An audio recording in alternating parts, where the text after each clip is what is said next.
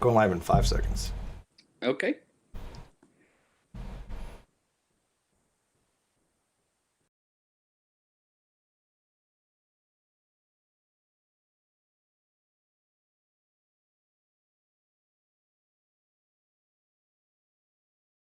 All right. Well, I think I got it, but I think I just lost you there on my end. So give me a second here. Hi, guys. I'm trying to get the meats into here. So there you are. There you are. Got you back. I got you back. All right. Hey, welcome, everybody. Yes, I'm going to be doing kind of a little hangout on an argument that I had been developing over some couple days. I had put it in many Facebook posts, and I've gotten the typical, knee-jerk reactions. Oops. I got to turn off my video. There we go. And it's kind of funny because the knee-jerk reactions are pretty much what you expect. Oh, this is wrong. Well, why is it wrong? Oh, I have no idea, right? Oh, wait. Let's see here. Man, it is looking odd on the outside. Does that look odd on the outside to you, or is that just on my end? Oh, okay. Yeah, just the way I had it set up. All right. So anyways, it's funny because some of them clearly didn't even read the argument. One person actually said, well, atheism is growing around the world. I'm like, what does that have to do with my argument? They're like, well, your argument is collapsing. Oh, where do you go from that, man? Where do you go? But anyways, I got mathematician Josh Garver in here. He actually has kind of looked over this argument. We're going to kind of go over it piece by piece to get a little more fine grain on it to see if we can find any, really substantial issues with it. It is predicated on Dr. Oppy's work, who I'm a huge fan of. If you don't know who Dr. Oppy is, go check him out. He is one of the greatest, I think, atheist philosophers of our generation. So, anyways, how are you today, buddy?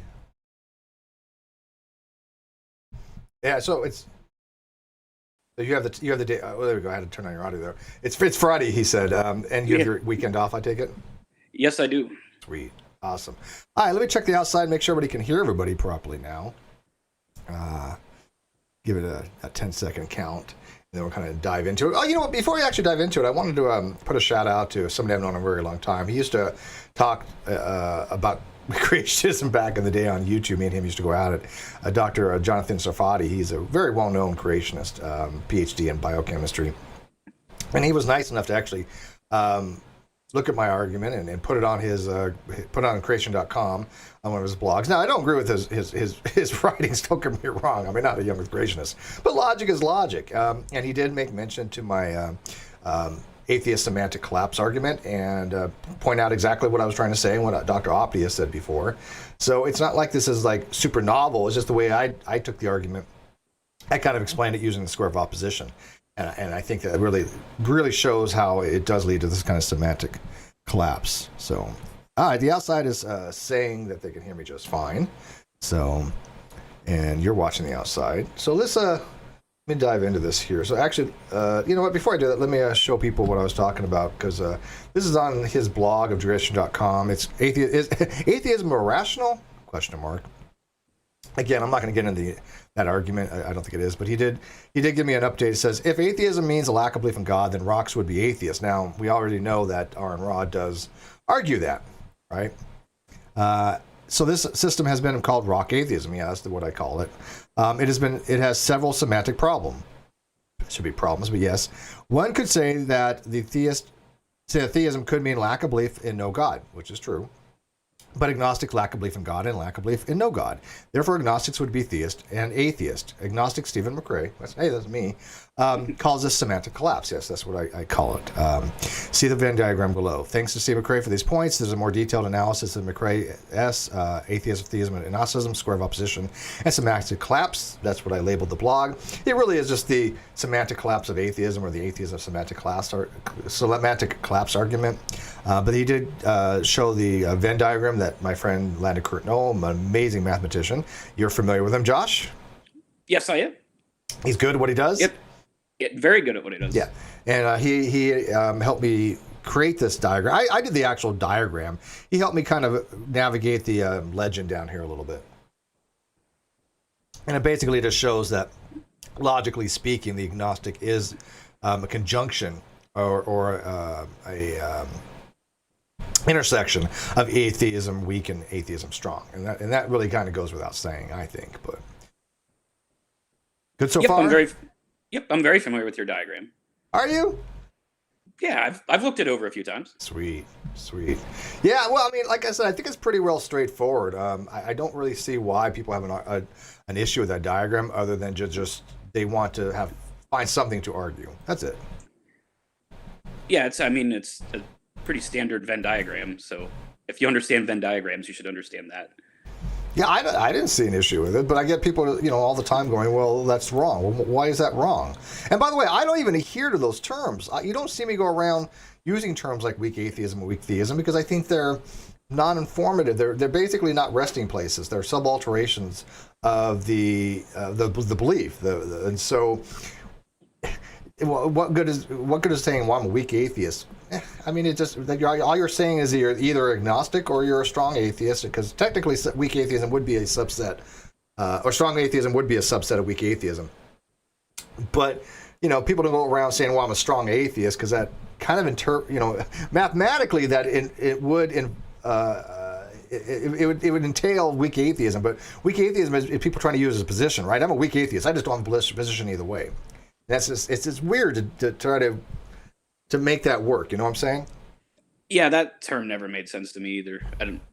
I wouldn't use it. Yeah, it's just like saying, well, I'm a non-duck. Who cares? All right, so let's dive into this argument. Again, this is the little diagram that I kind of took from Dr. Demey. He does logic, and he made this kind of diagram, but we'll kind of get into it, the argument itself. Well, I mean, should we talk about the square of opposition first? If I get it to work right here? Yeah, we can. Okay. Yeah, so the square of I don't know why I can't get this to work right. See this my stupid blog. Oh well. See how it covers it up in the top part? Yeah. I don't know how to get rid of that. Anyways, you guys can still see it if I go like that. So basically what the square of opposition is a categorical thing to where you can relate all S of P to some S of P and no S of P. And, it's a relationship of categories for all of S of P, RP, and some no SRP and some SRP. But the way that this is set up, this was based on Dr. Burgess-Jackson's square of opposition, where he entitled these as theism and atheism positions, which is the same thing that I do.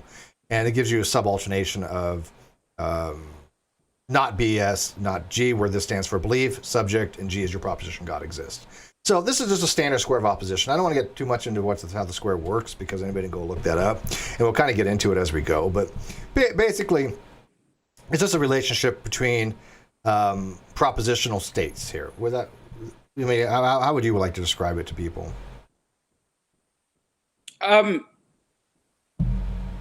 Yeah, I think that's a good way to describe it. It has all the propositions on the square, and then you have that little legend there to describe the relationship between them. Yeah, so you have contradiction would be something that cannot be true at the same time, right? So contradiction would be, and let me see if I can clean this up a little bit here. I'll move this around. But so in other words, I can't believe and not believe at the same time. P and not P are contradictions, right? They cannot exist at the same time. That's what a contradiction is.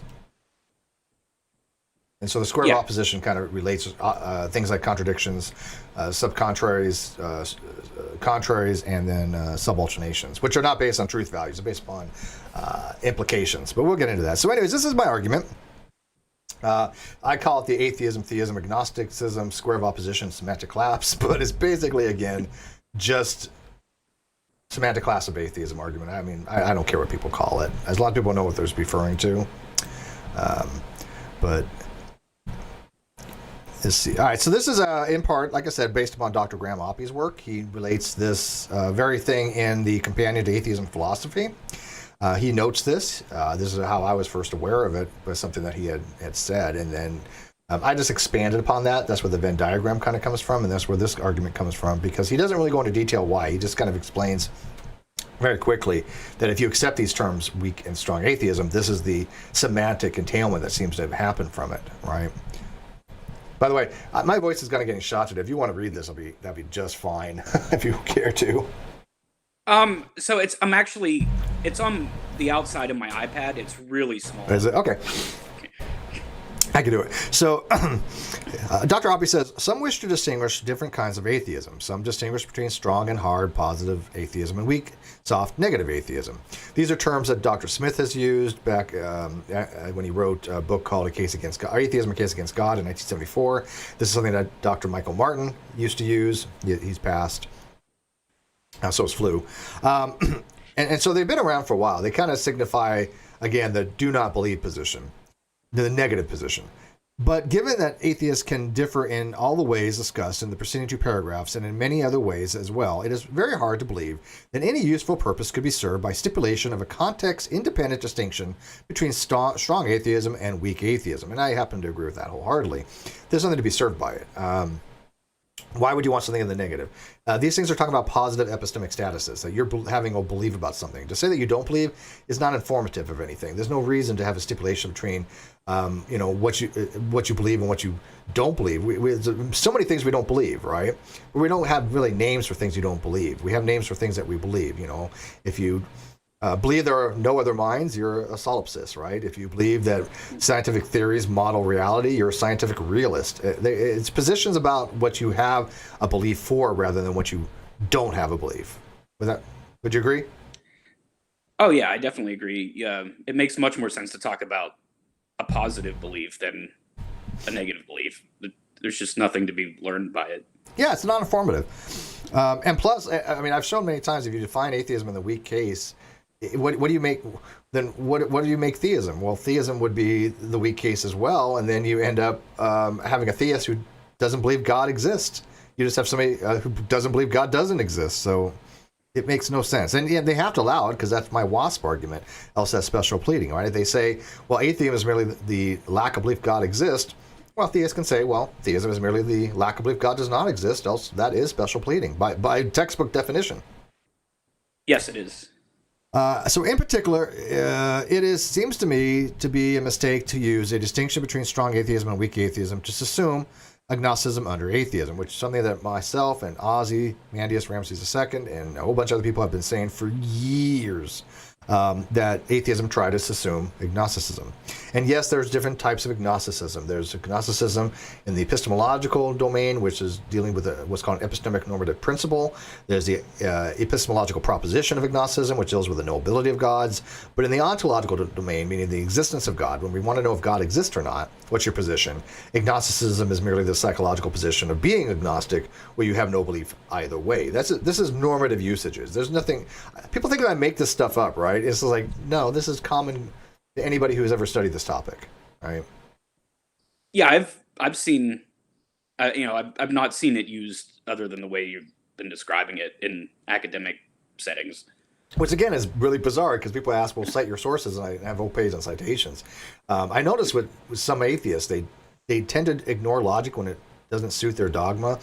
And when you give them academic citations, they're like, oh, well, so what? That's just what PhD believes.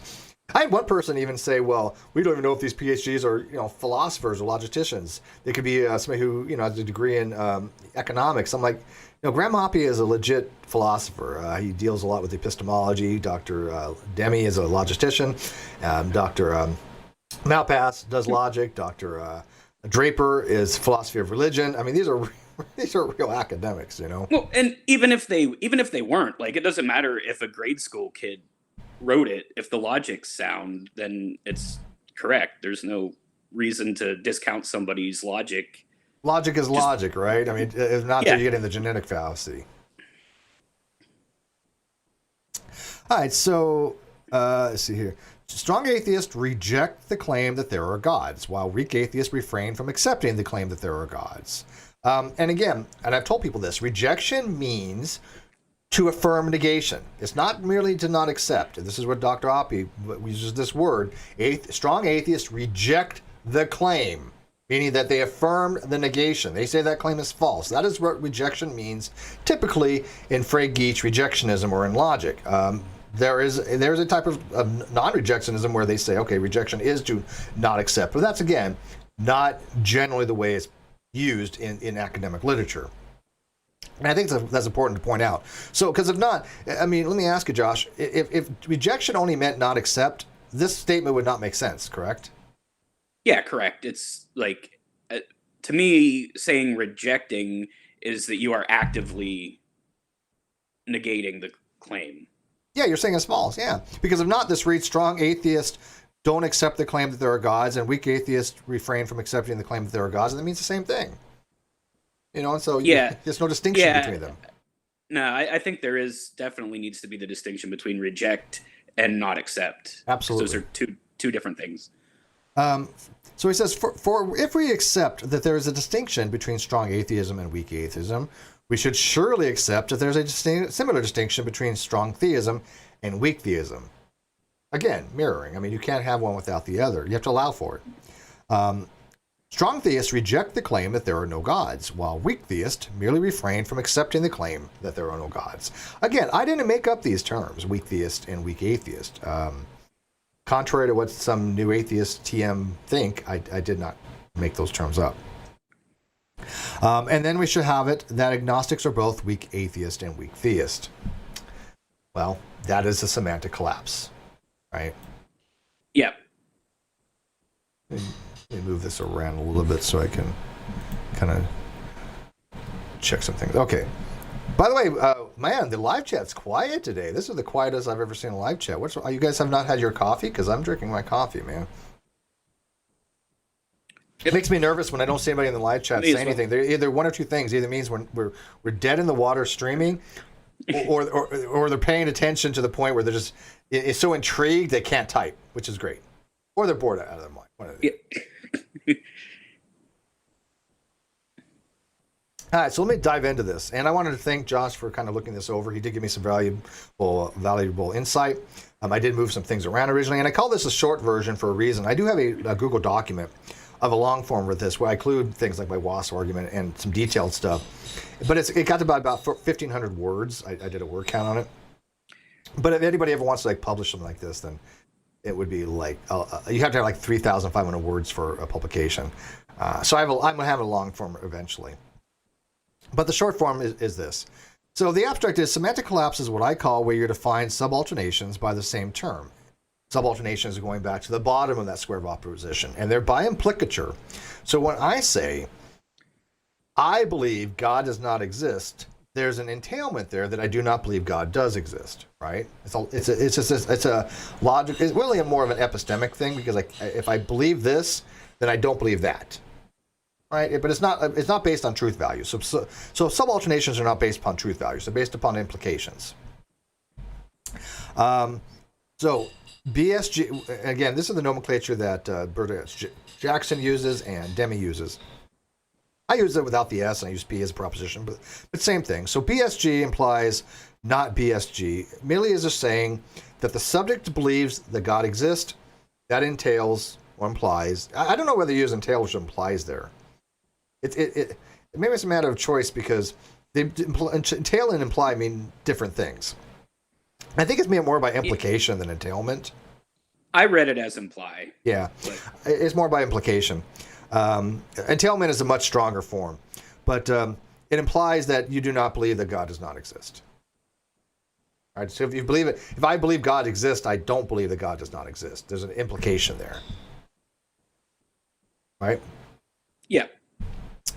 As both believes God, and I'm just going to read these off in normal language, believes God exists or does not exist as theism, and believes God does not exist and does not believe God exists as both as atheism. As agnostic would be the conjunction, does not believe God exists and does not believe God does exist, right? So the agnostic withholds affirmation either way.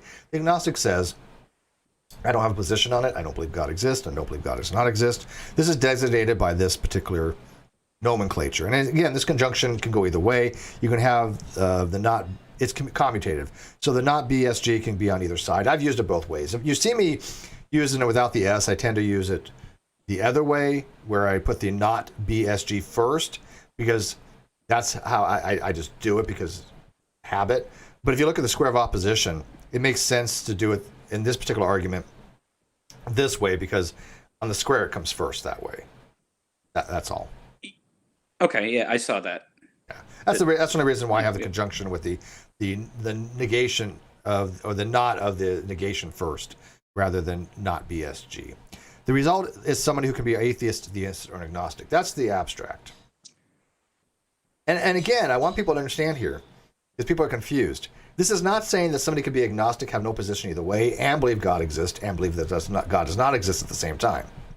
I've had people try to argue that, like, well, how are you arguing that somebody can believe God exists and not believe God exists and believe God does not exist and be agnostic all at the same time? That's not the argument. These are semantic arguments. Not you cannot believe God exists and suspend judgment at the same time, right? Yeah, and that's listed in there just to show that if you subscribe to the strong and weak cases, that it ends up at a contradiction where you would have somebody that could be all three. Yeah, but the funny part is, if you use those terminologies, it doesn't really have a contradiction. It's just semantics. There's no logical contradiction at that point. You are somebody that is semantically an atheist, semantically a theist, and semantically an agnostic. There's no logical contradictions there. The logical contradiction would be, or more specifically, an epistemic contradiction would be, I believe gods exist, but at the same time, I don't believe gods exist. Oh yeah, I definitely meant semantic. Yeah, okay. You can't do it logically at all. Yeah, absolutely.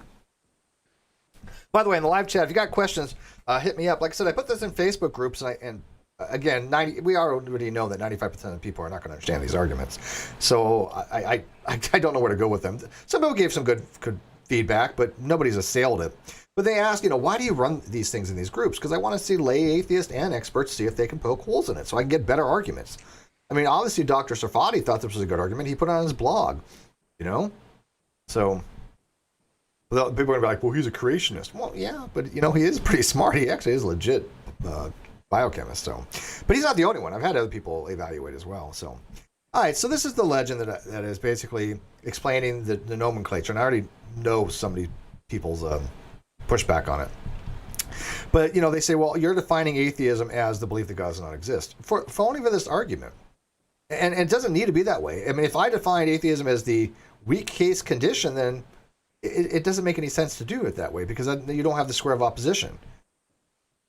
I mean, what else are you going to call those different positions? I mean, if you want to break atheism down to weak and strong, then yes, this is the strong position, absolutely. But you have to have something to differentiate them. If I had just had atheism as the not position, then it doesn't make sense for the argument. So you have to understand that I'm doing this arguendo. You don't have to accept atheism as the belief that God does not exist to understand this argument. All you have to do is understand is if you define atheism in the belief positive and or in the belief negative, these are the things that come out of it. Yeah, I mean, that's why you have a legend there, so that you're clearly stating how you're defining all the terms. But they're going to say, oh, well, you're automatically defining atheism as the belief God does not exist. No, I'm not. I'm only using that because there has to be a term, and I'm using the term for that. Because if I use the same term for the weak atheism, then you automatically have semantic collapse anyways. You're just saying negative, I don't believe, which is atheism, theism, and agnosticism then. Yeah, you have to define. I think that you're pretty much forced into defining them this way for it to make sense. Right. Yeah. I mean, there's no other way to have this argument, and by people saying, well, you're just defining it as belief, does not assail the argument. It's a lack of understanding of the argument, I think. All right. So yeah, definitely. All right. So if we have atheism as the belief that God does not exist, theism is the belief that God does exist, agnosticism would be no belief either way. That you then have a weak case, which is going to be the subalterations, which is based upon the square of opposition. And I wish it would stop doing.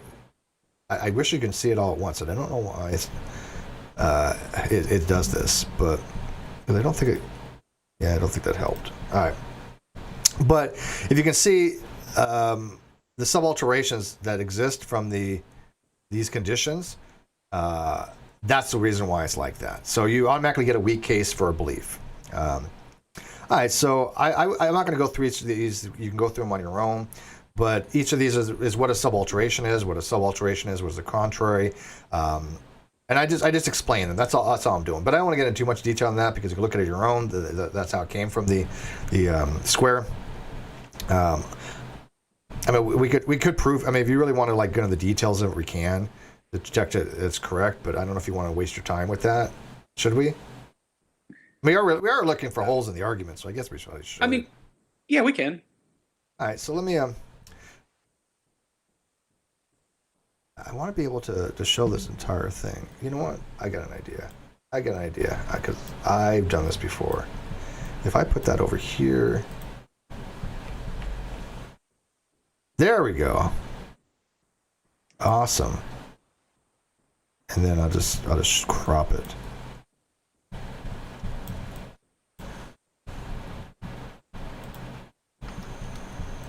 Are you looking on the outside? I figured out a way to do it, I think. Yep. I just have to extend this out.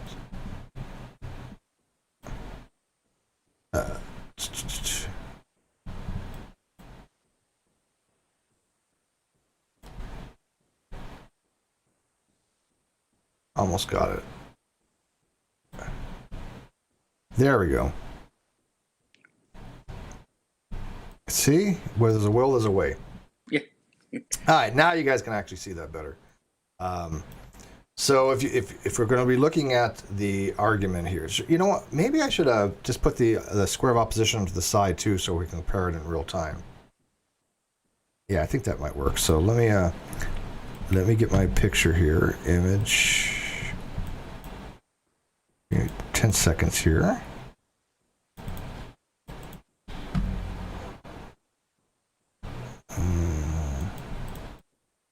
And I'll just leave it up so people can see it.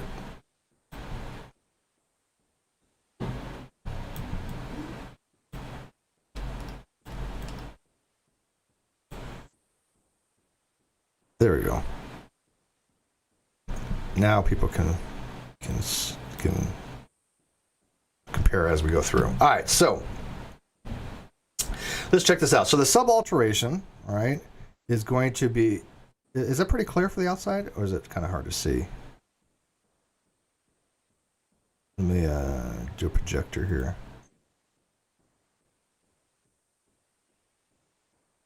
No, it looks fine.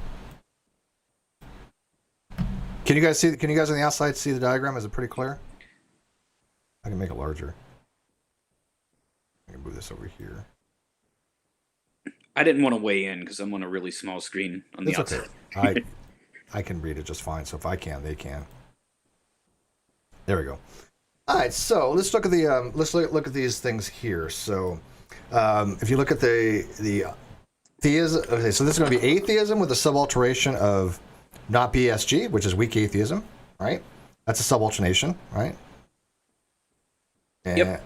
And then BSG implies not BS, not G. So we've got theism, subalternation to BS, not G, right? Which again, these are going to be weak theism and weak atheism here. But I left the weak out for a purpose to show that the semantic collapses if you label the weak as atheism. This is what happens, right? So that is a subalternation. Then I got a contrary, which is going to be theism compared to atheism. Now remember, this is the beliefs. Now, the actual atheism and theism are contradictories, meaning that one is true, the other is false. They both can't be true at the same time, and they both can't be false. They are contradictories. But the beliefs are contraries, because I don't have to have either belief. I can have neither, which is the agnostic. So you have to differentiate between the beliefs being contrary, beliefs as contraries or subcontraries. Well, I guess it would be contraries, as opposed to the actual ontological positions. Because if theism and atheism are ontological positions, God exists or God does not exist. One of them has to be true, right? Yeah. One of them has to be false. If God exists, theism is true, atheism is false. If God does not exist, atheism is true, theism is not. But both cannot be true, but both cannot be false. One of them has to be. Those are contradictories in that sense. But we're talking about the actual beliefs, because I don't have to have the belief God exists, and I don't have to have the belief that God does not exist. And we'll get into what it means to be a contrary in there in a second. But all right, so the subcontraries Not BSG, not G, and not BSG. Does that look right? Yep, that looks right to me. Okay. And BSG, I did it for a specific reason. I did it as a and. So if I have BSG and not BSG, that's a contradiction. Yeah. I can't have both beliefs at the same time. That's a contradiction. All right, and then I have not believes not G and not believe as not G as a contradiction. So there's one contradiction going down one way, theism to atheism, and there's another contradiction going down from atheism to theism. Is that correct? Yes. All right, so let's check it out. Does that all look right? Looks right. All right, so let me explain what these are. A subalternation is by entailment or implication. Again, I'm not sure which one to use for that. I think it's more by implication, but I'm going to leave it up there because I guess in theory it could be either. Right? I don't know. But it's not based on truth values, right? Yeah. A contrary is one of two propositions that can both be false, but both cannot be true. Yep, that's correct. Okay. Subcontrary. And by the way, there are subcontrarities or subcontrary. There's two. It means the same thing, but I use subcontrary and contrary, but they're actually pronounced how? Subcontrarity. I think it is. Yeah, that's how I've heard it. Subcontrarity. Yeah. So when I say subcontraries, it is subcontrarities, but I've seen them used indistinguishably between each other, semantically. So whatever. Yeah, I think people understand what you mean. Yeah. So a subcontrarity is the same as a contrary. It should be a contrary. I hate words. This is go to French or something. All right, but anyways, a subcontrary or subcontrary, one of two propositions that both can be true, but both cannot be false. Okay? Yes. So I could be an agnostic and I'm going to have those two positions, be it true, but I cannot be false where I cannot have neither of them. Right? So one of those has to be true. Either is not not G or not BSG. One of them has to be true. I can have both, but I can't have neither. That's it. Yep. And a contradiction is one of them is true only if the other one is false. And yes, I have to capitalize true there, but I'll fix that. And the reason why I capitalize is just so it stands out more. It's just the way I do stuff. But so that is a little mistake that I made there, only in typographical. I will change that true to a capital T here when we get done. If and only if, and I'll fix the grammar there. If the other one is false or the other is false, both cannot both be true, and nor can both be false. Would you agree that contradiction, both of them can't be true? Yes. All right. So this is the legend that I found from Dr. Demey. He defines these Aristotelian relationships in more of a it's not a modal form, but it's a categorical form. In other words, if you instead of having a theory, you have a theory about a theory. It's about a more meta form. Yeah. So this was the part that I really had to concentrate on because I'm used to mathematical notation and not logic notation. But I mean, it's so similar. I got to fix one of these entailments right there. I'll correct that. Go ahead. And while you're doing that, I can actually fix these in real time, actually, so I don't have to go back and do it later. So yeah, feel free to discuss this real quick if you want, why I fix these in real time. Yeah. So, it was just I'm used to seeing those Greek letters used for angles and not I think what is it, phi and rho? Logic. Is that what it is? It's phi and psi. Phi and psi. Yeah, psi. Yeah, it's a psi function. Yeah, phi and psi. Yeah. So it's just like it took me a little bit of thinking just to that I wasn't dealing with some sort of math thing, that it was definitely a logic thing. Well, that's what I'm saying. This is a logical argument. At the same time, I mean, it does deal with semantics, so it is a semantical argument as well. But it really is more of a logical argument than a semantic one. But it deals with semantics. So I'm gonna say it's fine if you want to call this a semantic argument. I don't mind that, but it really is more of a logical one. Yeah, I mean, the semantic part is just how you label the things, and then once you've defined what they are, the rest of it's just logic. Yeah. Yeah, and I'm not going to go through these. I'm not going to explain these. I mean, it's just basically saying that if F holds to a particular position, or S does, then it is the case that it is like for contradictory. They have to hold to at least one or the other. Okay, so it cannot be the case where they have to not hold to either, or at least not. Both of them can't be true and both of them can't be false. That's basically what it's saying. Yes, That's the best way to put it. Yeah, and I found these to kind of be just a relabeling of what you had above. Yeah, this is the formal structure. Yeah. It's the same. It's the exact same argument. Just this is how I worded it, but that's based upon this right here. If you were to read this as logical notation in normal speech, this is what it says up here. I mean, that's all. That's all. Because like for subalteration, phi. Was it phi implies psi, and so you can believe one, you can believe the other, you can believe both, but you can't believe neither. Yeah. And this is actually saying that it's actually you can't believe the converse. If for a subalternation, what this is actually saying is that if I believe P is true, I don't believe not P. But the converse wouldn't hold in that particular case. That if I don't believe not P means I believe P. So this is saying that the converse isn't holding, correct? Wait, say that again. Yes. Yeah. If I believe P implies I do not believe not P, but if I do not believe not P, that doesn't imply that I believe P. Correct. Yeah, it's because the converse doesn't hold in that. Because if I say I don't believe God exists, it doesn't mean I believe God does. Converse doesn't hold.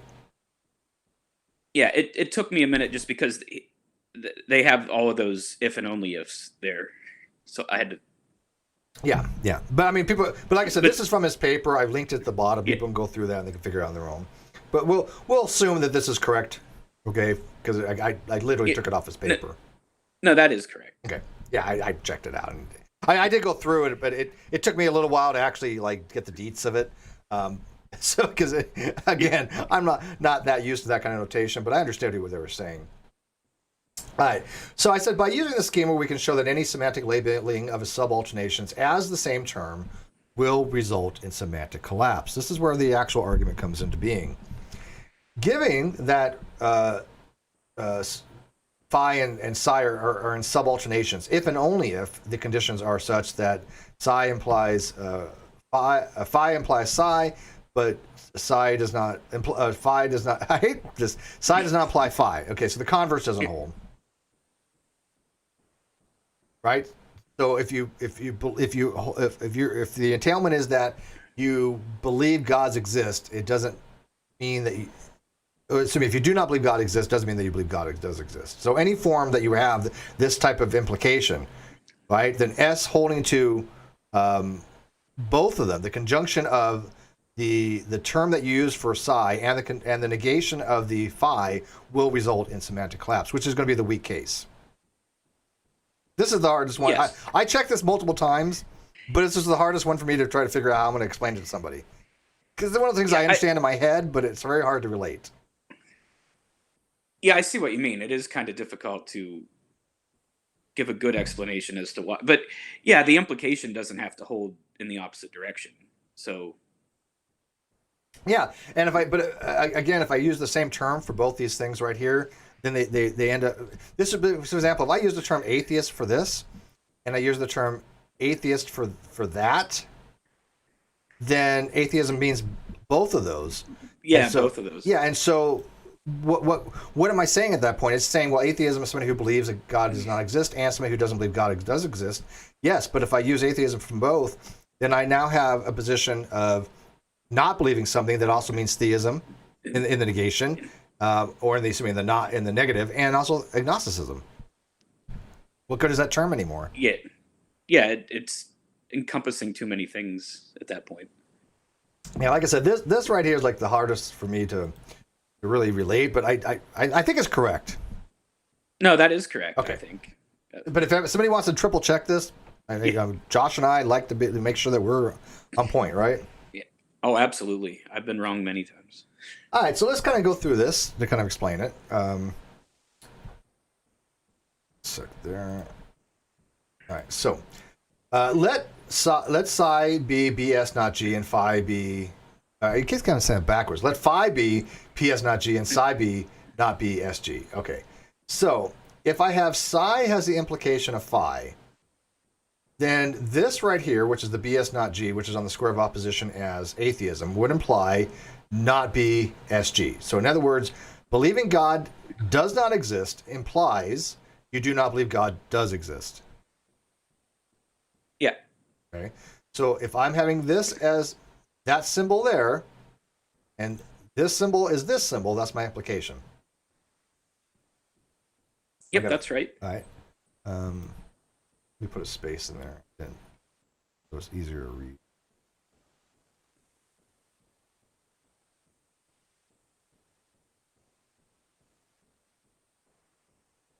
All right, so, if I have the negation of this right here, see, BS not G, if I have the negation of that, I end up with not BS not G. This would be straightforward right there. I mean, you don't even have to know what any of this means to recognize what's going on here.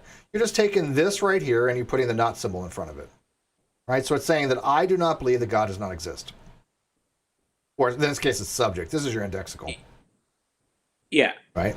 So if the subject does not believe God exists and the subject does not believe God does exist, then the subject neither believes God exists and neither believe God does not exist, right? It's just a conjunction.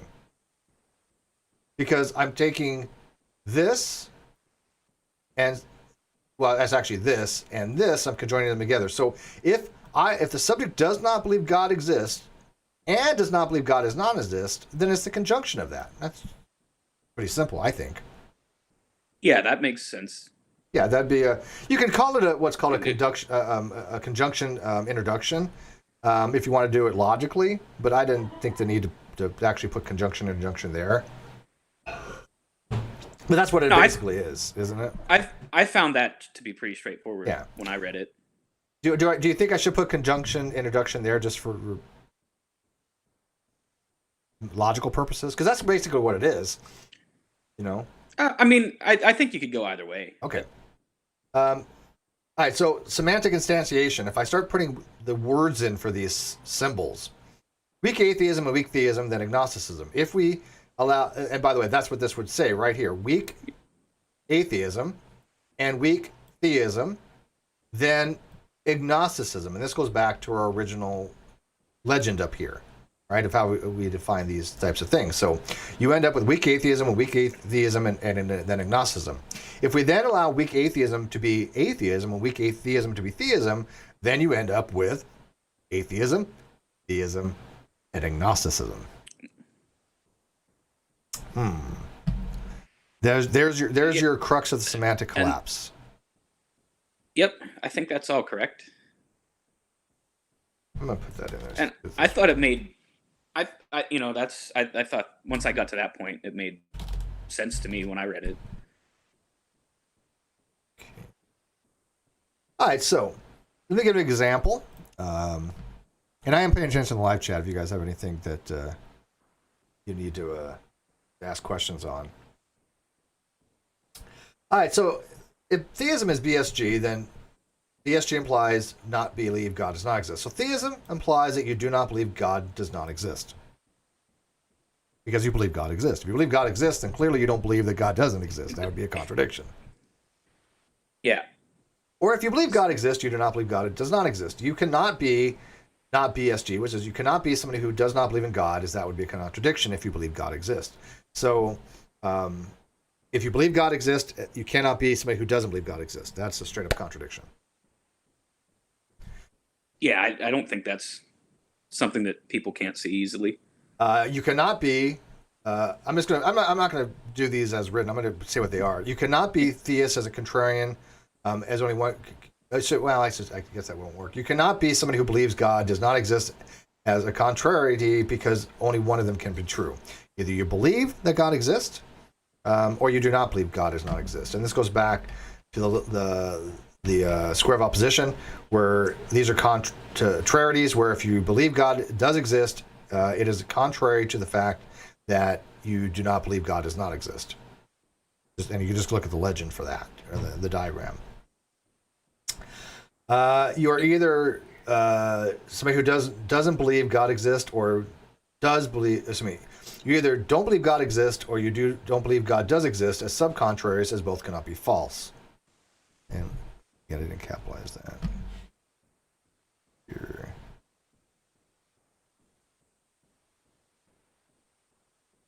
And let's see if that actually holds.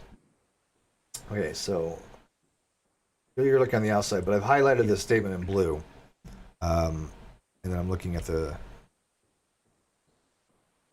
square of opposition here.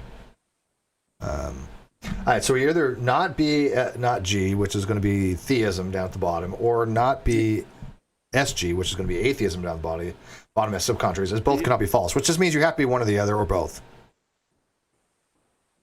Yes. That's it. That's correct. Yeah. Yep. Yeah, because as a subcontrary, both cannot be false. So one of them you have to be. You either have to be in the bottom left, bottom right, or both of them, which would be agnostic. Yeah. Well, both can be true, right? It could be true that I hold to not be S, not G, and I hold to not be SG, which would be agnosticism, right? All right, since you cannot be not, you go ahead. Yeah. No, I was just going to say that yeah, it's it's basically, if you use the weak definitions that you had, it's the two weak cases. Yeah, you have to be one or the other, or you have to be one or the other, or both, because if you're a strong theist, you're a weak atheist. If you're a strong atheist, you're a weak theist. Yeah. That's just how it works. Since you cannot be not BSG, that is a contradiction, then you must be not BS, not G, which is the subalternation. BSG implies not BS, not G. So let's check that out. Since you cannot be somebody who does not believe, as a contradiction, right? Because you can't say I believe God exists and don't believe. That's a contradiction. Then you must be somebody who doesn't believe God does not exist, which is the subalternation. So BSG implies not BS, not G, which would receive on the square of opposition, right? We can look at the subalternation and go down from the top of theism, BSG, down to the bottom, not B, not G, which is the subalternation, right? Yep. That's pretty straightforward. We can label these following as follows on the square of opposition. Agnostic being the conjunction of the subcontraries or subcontrarities of not BS, not G, and not BS, not G, which I have, right? Then, by the way, that's just not how I call agnostic. That's Dr. Paul Draper from Stanford Encyclopedia. That's Dr. Burgess-Jackson in his paper. That's how Dr. Demey. All three of them use the same, and Dr. Malpass, all of them use the same logic for what an agnostic would be. Somebody who does not believe God exists and does not believe God does not exist. All four PhDs use it that way. I'm not the only one. Okay, so I just didn't pull this out my posterior. Try not to get demonetized. Yeah. But, and I think a lot of that has to do too with just, if you want to talk about this in an academic setting, you kind of need to have it in a way that, you can make sense out of it logically, like you're doing in this article. Thank you. All right. So if atheists label weak atheism as not BSG, and this is where the crux comes in, right? If they're saying this position of the negative, the I do not believe God exists as atheism, instead of the normative BS not G, which is basically, again, how it's normatively used in philosophy almost ubiquitously. There's very few articles that say otherwise, but they're usually opinion pieces. There's even Dr. Flew, in his presumption of atheism in the 1972 paper, had said, it is the case that, that in English, atheism is the belief that God does not exist, but I want it to be changed in the negative sense. That's his argument. That's what he said. He wants it to be changed into the negative sense, or be thought of in the negative sense. But he recognized that normatively it is in the positive epistemic epistemic status. So theists can rename the some contrariety of weak theism, not BS, not G, as theism. And by failing them allowed to do so, you're guilty of special pleading. And then I link my C-WASP argument. Again, in the long form, I think that the WASP argument would flow well into this, because I think they're interrelated to each other. I think there's a correlation between this particular argument of semantic collapse, along with the weak atheist special pleading argument. If you're not familiar with that, go to that link in the video description. But I think there's something to be added by putting that link into there, at least, rather than the whole argument in the short form, which this makes it easier to read. But they're related to each other, right? Oh, they're definitely related. And if you're looking to make a longer article out of it, I think you can definitely pair them together. Yeah. And put some of that in there because it's basically just another way of looking at the same thing. It's a semantic problem. Yeah. Well, the other one is as straightforward as that. Look, if you don't allow them to do it, the argument is your special pleading. That's the argument, right? Yeah. And so I'm not the first one to notice that theists are allowed to do this move. If atheists can do this move and make the positive into the negative, then a theist can make the positive into the negative. Not that they normally would, but they could. And the failure to allow that, that's my argument. The failure to allow that is special pleading. Again, most arguments are not really de novo, right? There's very few just, hey, I'm going to create a new argument off the bat. They're derivative off other things. I'm fine with that. But we would say, well, a lot of this is in your own work. Well, yes, it is. This is my own work, derivative from other people's work, which is how most people do their works. I mean, I don't know what they want, right? Yeah, I guess. I mean, it's a pretty tall order for you to just come up with something completely original that nobody's thought of. Well, has anybody seen the argument that I'm making here, that if you define the subalterations as the same term as the top part of the square of opposition, you get semantic collapse? I don't think anybody's ever had that argument before. I mean, Oppy has kind of described it, but not in the way that I am. Yeah, I'd never seen this until you sent me the link. And again, it's something that I thought of, that I was like, let me look, how does this going to work this way? And especially after reading Dr. Demey's paper, which is called the Hexagon of opposition, where he uses atheism, not atheism, theism, not theism, agnosticism, not agnosticism, to make a hexagon out of it, which is actually the more proper way to do it, I think. This is a simplistic way, and it gets agnostic, but it doesn't have the full dynamic range of the logic, as Dr. Demey points out in his paper. And I'll put these references, I guess, in the video description afterwards if people want to go read these papers. I highly recommend it. I sent you the Demey's paper, and did you get a chance to read it? No, I don't know that you did. Did I send it? I don't think you sent it to me. Who did I send it to? I sent it to somebody. I said, you might be interested in this. And they're like, oh yeah, I love. Wasn't it you? Okay, well, I'll send you his paper. I'll send you his paper. It's not that hard. It's pretty straightforward paper. I did a review of it on here, and hell, if I can understand something, how difficult can it be, right? Well, I mean, like I said, logic stuff is never my strong suit. In fact, one of my good friends who's a math PhD got really into logic for a while, and he'd send me papers and be like, check this out. And it was no words, just all logic symbols. And it took me forever to try and figure out. Well, I mean, this uses a lot, but this is first year stuff.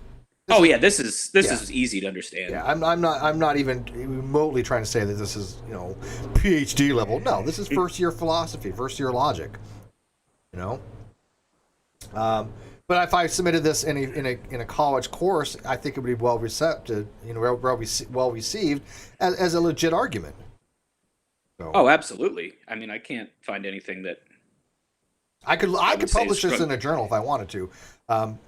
But I don't know how to go about doing that, and I would have to add stuff to it, and but it's just the argument itself. I think is publishable. But what are you going to do? Someone will steal it from me, and that's whatever. These people know that I came up with it, and they go, "Hey, look, you plagiarized. That'd be really cool." Conclusion: by defining atheism in the weak case, we are forced to accept that it results in a semantic collapse, where if a person is not BSG without being B, not G, then they are not SG, not B. Let me read this again. And they're not BSG and not BS, not G, and not BSG and not BS, not G. Okay. And let me explain this real quick, because it reads weird, but it's not. What this is basically saying is that if you do not believe gods exist, right, and you don't hold a position that there are no gods, right? The only other option you have available to you is that you have no belief either way. That's it. There's no other options for you logically. If I say I don't believe in gods, it's because I believe God does not exist, or I have no position either way. Now, theoretically, I can believe gods do exist and don't exist at the same time, but that's a contradiction. It's not epistemically rational, and so I've limited that as a possibility. But I think that's fine because, again, if you have a contradiction, then it's not really worth having an argument, right? If you want to believe a contradiction, okay, great. But that's to be rational. If you don't believe in gods exist, there's only two rational positions. You believe there are no gods, or you have no position either way. Yeah, I think it makes sense to eliminate that too. I did stumble reading that myself the first time because of all the ands. Yeah, I did too. After I wrote it, I'm like, does it make sense? Yeah, actually, that's how it would be written. You know? If a person doesn't believe gods exist, without believing God doesn't exist, then they are a person who is this. And you look at his symbols. They're this, they're this, and they're both that by conjunction and deduction. Yeah. So, and so what happens is you end up with atheist, theist, or agnostic at the same time. Atheist, which is this, which people say, I don't believe, that's atheism. Okay. So you end up with atheist, which is this. Theist, which is this, which again, a theist is allowed to do. And agnostic, which is that at the same time. There's your semantic collapse. QED. Which I should probably add in there, shouldn't I? No, it's not really a formal proof, but... Yeah, I don't use I use the little box instead of QED. I think it looks neater. Should I put this in a box? I can put that in a little box. No, what I was saying was at the end of a proof, I don't use QED. Oh, use a little square at the bottom? Yeah, I use a colored in black square. The colored in black square. I've seen those as well. Yeah, I might do that. All right. So, all right, guys, what do you guys think so far? Give me some feedback on here. Like I said, I want to be able to talk about these things because I want people to give me real-time feedback on them. I want people to tell me if they think that these are good arguments. I want people to poke holes in them. And it's so funny, dude. I go private every so often on Twitter, and I have a lot of different reasons for doing so. And it's just completely coincidental that I went private after putting out this argument. And people are like, oh, look, Steve has a bad argument. He's running from all the people that have shown him it's wrong. I'm like...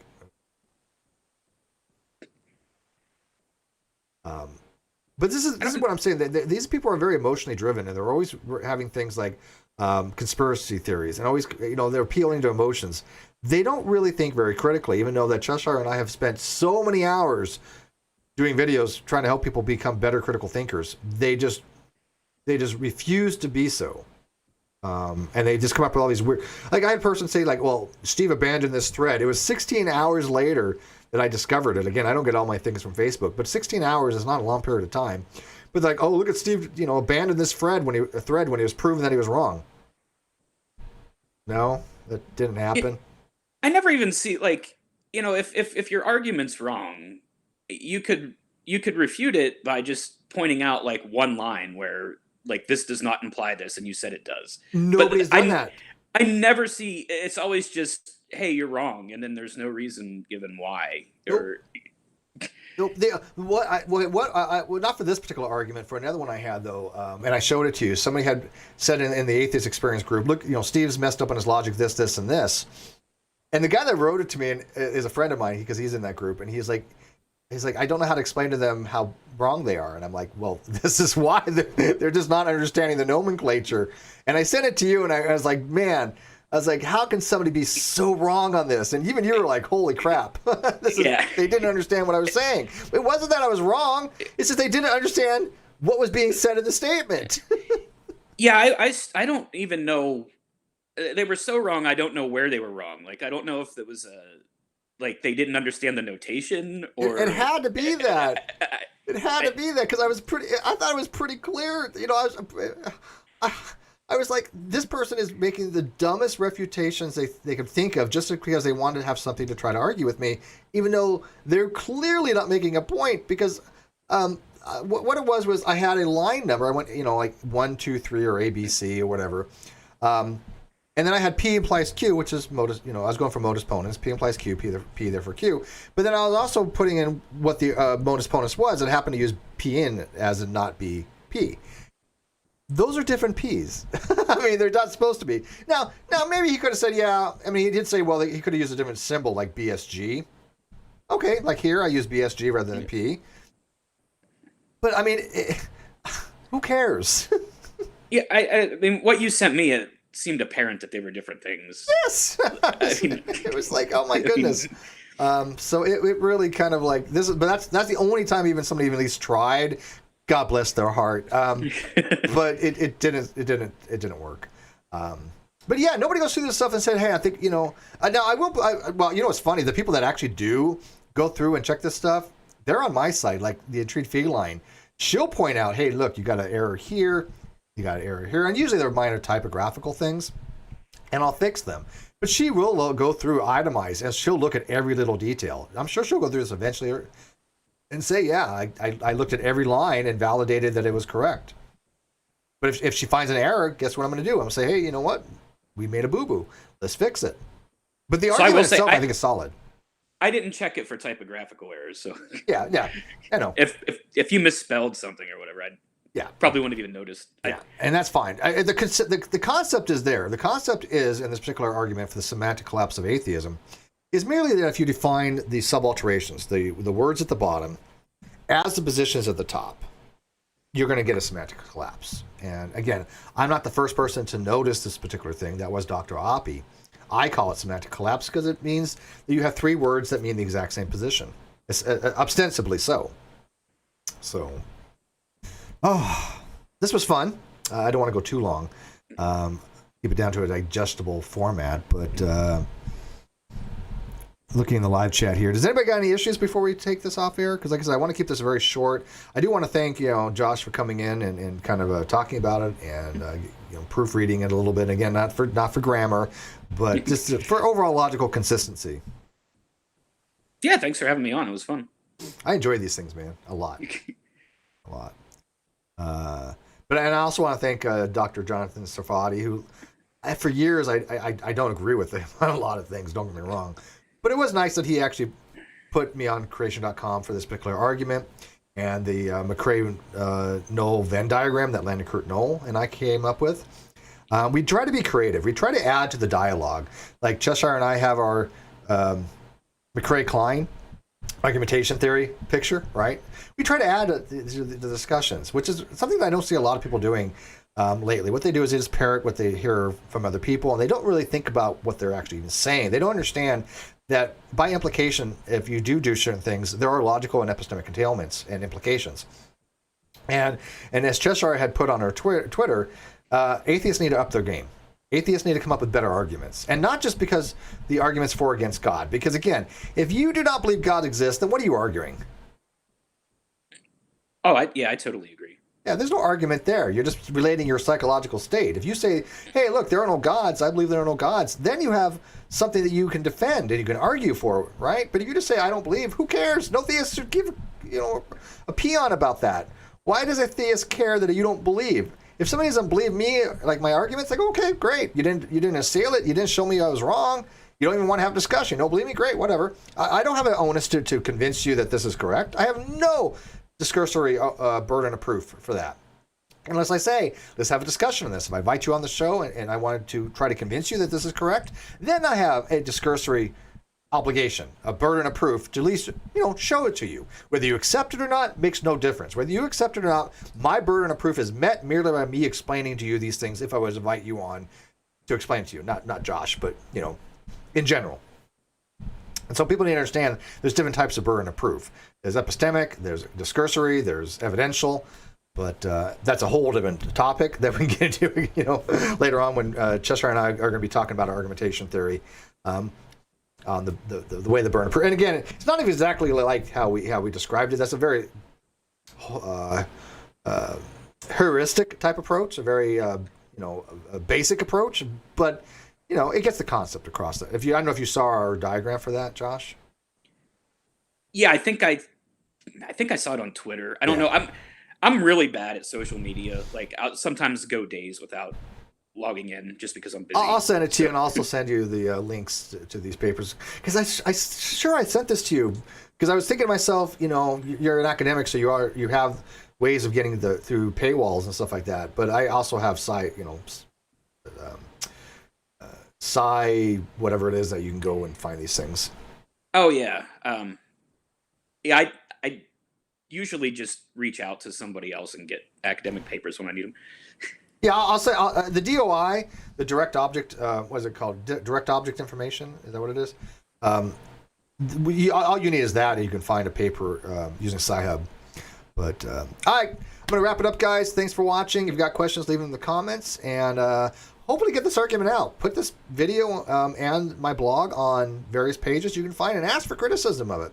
But let's revisit, and let's see who actually gives honest criticism. Let's see if anybody goes in and says, I think you are on this line here, you made a mistake, either conceptual, logical, topographical, whatever, other than, hey, you're just wrong because reasons, or you're just wrong because you're defining it this way. No, that's not the argument.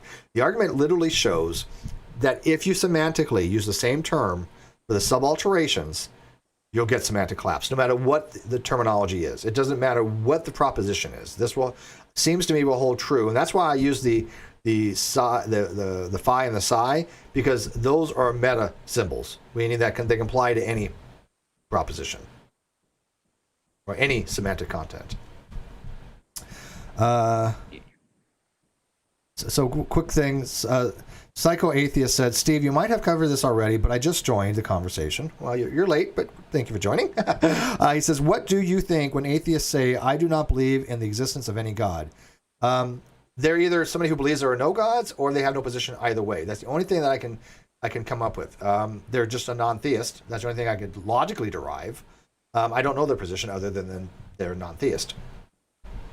I mean, but if I say I don't believe in the existence of God, right? Me personally, because I don't believe in the existence of God, all you can get out of it is either A, I believe there are no gods, right? Which would entail I don't believe God exists, or imply, or two, I have no position either way, and I'm agnostic on it.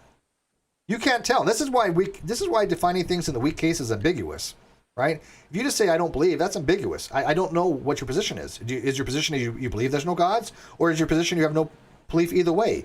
It doesn't tell anybody which position you actually have. And I don't know why people have a hard time conceptualizing that. It's not terribly difficult. I think what it is they have a cognitive dissonance in their brain because they've been so indoctrinated to think, I don't believe is a position. It's not really a position. It is a possible, it is a state of psychological state that could be one of two possible positions. That you believe there are no gods, or you have no belief either way. Agnostic. I mean, sure, you can get into the secondary ones, like apatheism and atheism and whatever. But even those, if you still look at them, don't believe either way, right? So I'm using agnostic as in does not believe either way. I'm not specifically using it as somebody who has suspended judgment, right? Which is how it's typically understood. But I'm looking at the logical notation. So if you're an apatheist and you have no position either way, it's still the same logical notation. Macabre for $2 says, knock, knock, who dare? Jojo who? Jojo mom! You funny, Macabre. Oh, Psychio from psychology, not psycho. Sorry, Psychio. I hope I pronounced that right. All right, guys, thanks for watching. And by the way, become a member of the channel or Patreon. It has been tough lately. I've been trying to get out content. I've been waiting for this non sequitur stuff to resolve, and it's so slow going. Obviously, you guys know I have a lot of content in mind, a lot of people that I know, I have a lot of connections, but I've just been holding off as much as possible until that whole thing is resolved. I am going to be on a 300,000 sub channel on the 24th to be talking about the non sequitur show. So that's gonna be interesting. But I want people to support this channel because they like the content. So if you do like this kind of stuff, think about becoming a member to the channel. You get cool benefits like a green name and I don't know. But segmentation fault for £2. Finally, a stream I was able to watch live. I have this earlier in the day, so I try to get the UKers. But like I said, please think about becoming a member of the channel and or patron, or both would be optimal. If you like this kind of content, because what I'm going to be doing is I'm going to be reading papers live, like I did Dr. Demey's paper. I read that live. Some other papers that I have that I think would be interest to you guys. So if you guys like that kind of stuff, join. It really means a lot to me. And Josh, as always, my friend, you are amazing. I'm humbled to be your friend, and I love every time you're on. This is actually only the second time. I've only done a rum and coke. And Well, no, yeah, I think you've been on. I think you've been on 2 rum and cokes, haven't you? Nope. Okay, well, I remember the rum and coke you were on. Yep. Yeah, that was the first time I was ever on any live stream ever, actually.